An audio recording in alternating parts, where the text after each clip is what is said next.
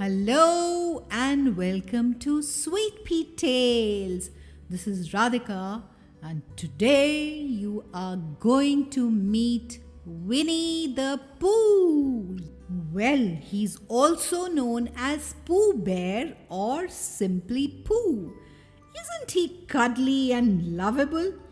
Well, he's a friendly, thoughtful, good-natured, yellow-furred, honey-loving bear who lives in a forest surrounding the 100-acre wood.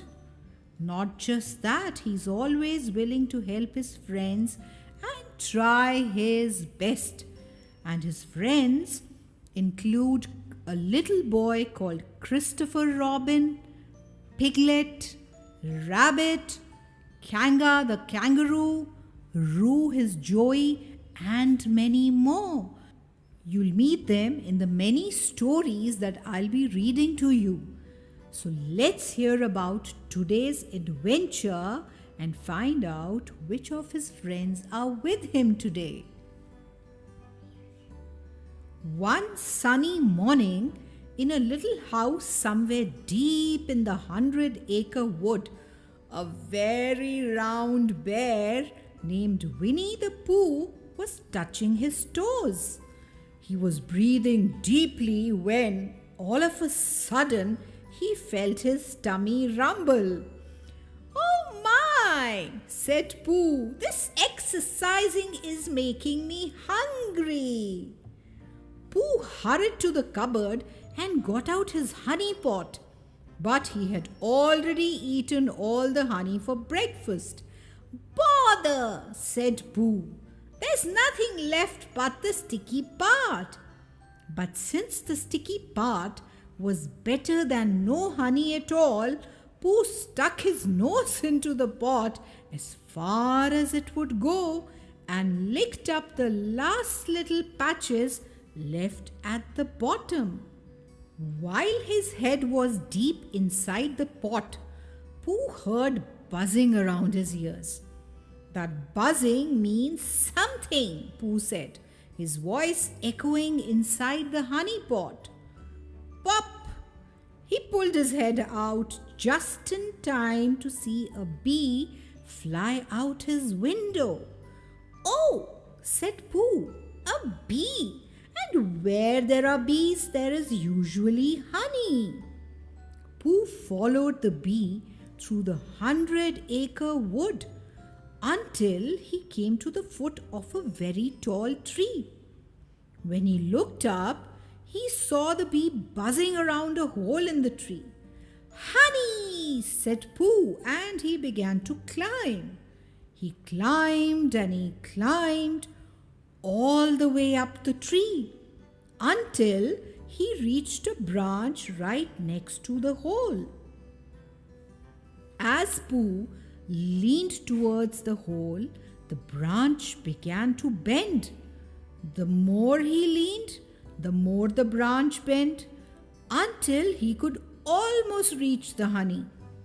Then he leaned just a little bit more and snap went the branch and down went Pooh, bouncing from branch to branch to branch until he ran out of branches and landed headfirst in a bush. "Oh my!" said Pooh, rubbing his sore head. "I guess it all comes from liking honey so much." Pooh rubbed his head so hard that he came up with an idea.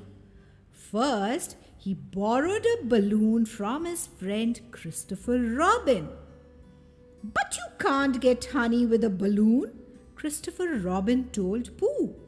"I can," said Pooh. "I shall hang on to the string and float up to the bee hole," he explained.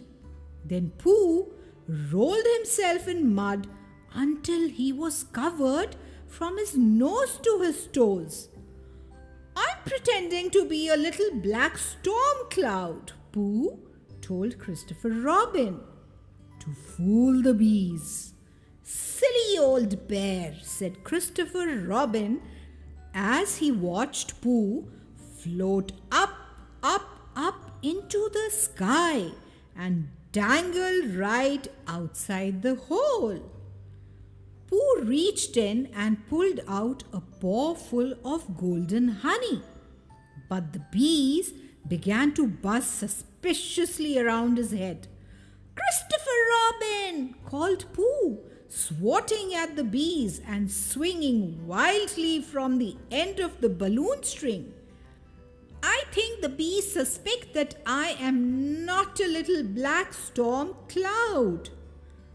All of a sudden, the balloon string loosened and the balloon began to lose air. It swooshed under Pooh and it swooshed over Pooh, and then it rose high above the treetops with Pooh trailing along for the ride. "Oh my!" said Pooh, taking in the sights. Then the balloon had no more air at all, and down Pooh went, landing right on top of Christopher Robin. "Oh dear," said Pooh, shaking his head. "I guess it all comes from liking honey so much." By then, it was lunchtime, and Pooh was hungrier than ever. So he sat down to think, and he thought first about honey and then about Rabbit, because Rabbit always had some honey in his house. Pooh hurried to Rabbit's house and invited himself in. Come in, Pooh," said Rabbit. "Why, thank you, Rabbit," said Pooh. "How about some lunch?" Rabbit asked, knowing perfectly well what Pooh's answer would be. "Would you like condensed milk or honey on your bread?" "Both," Pooh answered politely. "But never mind the bread," he added. Rabbit sat at the table and watched Pooh eat. First, Pooh had a little helping of condensed milk and then a little helping of honey. Then he had another helping of condensed milk and another helping of honey. Pooh ate and ate and ate and ate. At last, Pooh rose slowly from the table and said in a rather sticky voice, "Goodbye, Rabbit, I must be going." Rabbit sighed. "Well, Pooh, if you're sure you won't have any more." "Is there any more?" asked Pooh, sure that he could manage a few more bites. "No," said Rabbit wearily. "There isn't." "I thought not," said Pooh, and he started out Rabbit's front door. But just when Pooh's head had reached the outdoors and his feet were still dangling indoors, his middle got stuck in the middle. Pooh tried to go out. He tried to go in, but he could do neither.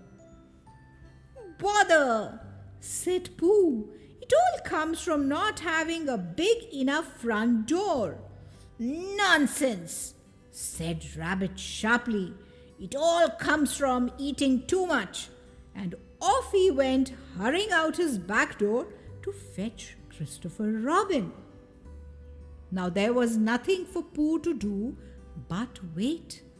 He looked at the trees blowing in the breeze. He watched the clouds sailing by in the blue sky. Then he wiggled his bottom and kicked his legs, just in case, but he was still stuck tight. So he looked at the tree some more and spotted Owl sitting on a branch. "Hello, Pooh," said Owl. "Fancy meeting you half in and half out of Rabbit's house. Are you stuck?" "Oh no," said Pooh. "I'm just resting." Owl swooped down from his branch and looked Pooh square in the eye. "Pooh," he said, You are definitely stuck. You are a wedged bear in a great tightness. This situation calls for an expert. Did someone say expert? Asked a gopher who had just happened to pop out of the ground at that very moment. Gopher's my name, digging's my game. Now what seems to be the problem? He quickly inspected the situation. The problem with this door, Gopher said, is that it has a bear in it. Now we could dig him out or we could dynamite him out. Dynamite? Pooh said in a very small voice. Dynamite, exclaimed Owl. Nonsense, we can't dynamite. We might hurt him. Well, think it over, said Gopher, popping back down into his hole. Let me know if you change your mind. Finally, Rabbit returned with Christopher Robin close behind. Silly old bear, said Christopher Robin, shaking his head. Then he took hold of Pooh's paw and Rabbit took hold of Christopher Robin's shirt. And they pulled and pulled and pulled. But Pooh was still stuck tight. Pooh Bear, said Christopher Robin, there is only one thing to do. We will have to wait for you to get thin enough to slide out Rabbit's front door. So they all waited. Christopher Robin read stories to Pooh. Owl lectured him on the dangers of eating too much. Kanga brought Pooh a kerchief to protect his head from the sun.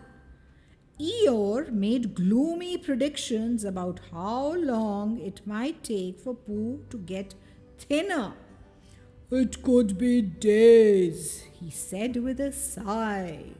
Maybe weeks, even months, he added, shaking his head. After some time had passed, Rabbit grew tired of seeing Pooh's bottom and legs where his front door used to be. He decided to turn Pooh into something better to look at. First, Rabbit wedged a picture frame around Pooh and put a lace doily on Pooh's bottom. And now for a little dash of color, he said, setting a flower pot on top of the doily on top of Pooh. Next, Rabbit found two branches that looked like antlers and poked them into the frame. Then with a paintbrush, he began to paint a moose face right on Pooh's bottom. But the paintbrush tickled and Pooh began to wiggle, which turned Rabbit's smooth mouth into a squiggly line. For a finishing touch, Rabbit found a board and put it across Pooh's legs like a shelf. Now that's more like it, he said, arranging some knickknacks on his new shelf. More time passed, and still the friends waited for Pooh to get thinner. One afternoon, Kanga brought Roo for a visit. I bought you a present, Pooh, said Roo. It's honeysuckle. Honeysuckle? Asked Pooh hungrily. He licked his lips and eyed the bouquet of flowers. No, Pooh, said Kanga laughing. You don't eat it. You smell it. Pooh buried his nose in the flowers and sniffed. He said. He sniffed again. Then his nose began to tickle. He said once more. Achoo! Inside Rabbit's hole, Pooh kicked his legs and down came Rabbit's new shelf, knickknacks and all. Oh dear, said Rabbit crossly. Why did I ever invite that bear to lunch? That night, Pooh was awakened by Gopher, who popped up to eat his midnight lunch. Pooh watched hungrily as Gopher ate. When Gopher took a honey pot from his lunchbox, Pooh just couldn't stand it any longer. Please, Gopher, he pleaded, could you spare a small smackerel of honey? Inside, Rabbit heard voices. Why, he was sure he had just heard someone give Pooh some honey. Honey that would make him fatter and keep him stuck in Rabbit's front door even longer. Stop, stop, stop! Rabbit cried, and he rushed out his back door and around to the front, just in time to snatch a honey pot from Pooh's paws. Not a bite, he snapped, not a lick, not a drop. Then he made a sign and stuck it right up in front of Pooh where everyone could see it. It read, "Don't feed the bear." The next morning, Rabbit was busy tidying up. He mopped his brow and leaned against Pooh's bottom to rest. And Pooh moved. Rabbit cried out with delight. He budged! Hooray! He budged! Rabbit was so excited, he jumped up and down and ran in circles and sang. He budged, he bashed, he booged. He stopped to catch his breath. "Christopher Robin," he said, "I must get Christopher Robin." And out his back door Rabbit went, off through the 100-acre wood just as fast as he could go. Before Pooh even knew what was happening, along came a parade of his very good friends. Rabbit ran into his house and began to push Pooh's bottom. Christopher Robin ran to the door, grabbed Pooh's paws and began to pull. Kanga grabbed Christopher Robin, Eeyore grabbed Kanga, Roo grabbed Eeyore, and they all pulled as hard as they possibly could. Just when they were beginning to think that perhaps Pooh had not budged after all, Rabbit backed up in his living room as far as he could go and ran across the floor as fast as he could run and threw himself at Pooh's bottom as hard as he could throw himself. Pop! Pooh flew out the doorway like a cork from a bottle and sailed across the grassy place in front of Rabbit's house, straight towards another honey tree. He landed head first right inside the hole in the tree. Bzzz! Pooh's sudden appearance startled the bees and they flew out of the tree and far away over the treetops. Winnie the Pooh considered his new surroundings. Everywhere he looked, he saw delicious, delightful, mouth-watering honey. "Don't worry, Pooh," called Christopher Robin from way down below.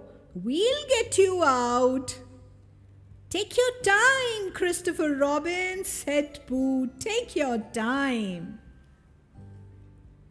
Wow, that was some special exercise to enjoy delicious honey. I hope you all had great fun meeting Winnie the Pooh. So, which all friends of mine enjoy honey like our Pooh? Till we meet next, take care. Bye bye. Keep smiling.